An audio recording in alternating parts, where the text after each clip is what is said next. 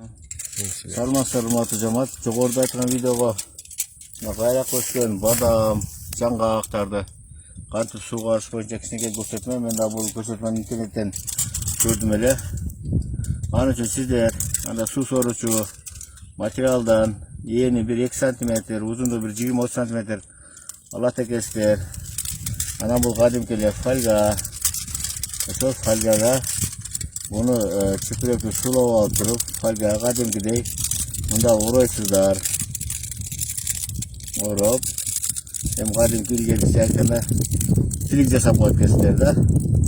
Pilik jasap andan keyin bunu bunda 5 litrelik kanser oturgan bolsa 5 litre kanserga 2'ye 2 kılıp turup kesesizler. Anan şu jasalgan pilikti suga salып koyasыздар. Бул анан кийин тамчылап мынеке. Тамчылап сугара баштайт экен. Бунун жакшы жери күн ысыкта сууну тез берет экен. Күн суу калганда түнкүсүндө азырдан берет экен.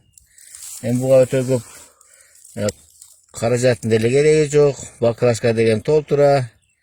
Ушуну мен сиздер менен bölüşüp koyun dedim ele. Anam bunu rегулировка кылышындагы өзүнүн жолу бар экен. Эгерде суу өтө көп тамчайтырган болсо, фольганы бурап коет экенсиздер. Анда алып ошентип тамчылаган регулировка кылсаңыздар болот экен. Көңүл буруңуздарга чоң рахмат.